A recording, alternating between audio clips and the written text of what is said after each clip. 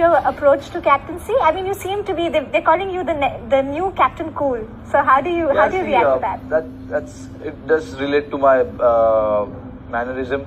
I like to be calm on the field in order to make right decisions. When you're leading a side, you don't want to hassle too much and make mistakes, because it's a short format. Anything can happen. Yeah. So it's important. That's my strength. That's what I like to do. There might be different captains, who want to be aggressive, and their style of captaincy is different. All these guys are professional cricketers. You don't need to teach them small things, And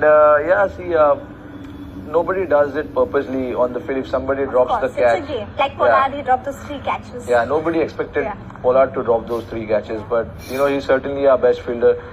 And what was great about him was, he came back and took a brilliant catch later on.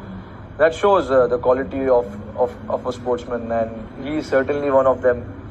So there's no point, I feel, to shout at them or react differently. But what about now in modern day cricket or any kind of cricket, sledging and all that has always been part of it. It's part of the game. Yeah. Do you take it seriously? Do you do you not? Do you turn the other way around, or do you give it back as good as you get? How does it work? It's part of a game. No, I certainly enjoy sledging. If somebody is sledging me, I certainly like to come them at me. Yeah. Because that will motivate me to perform even better.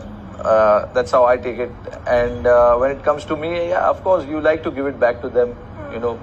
The only thing I keep telling myself is you got to maintain that balance. You should not overdo it, because that might cause you a problem. It might distract you. Yeah.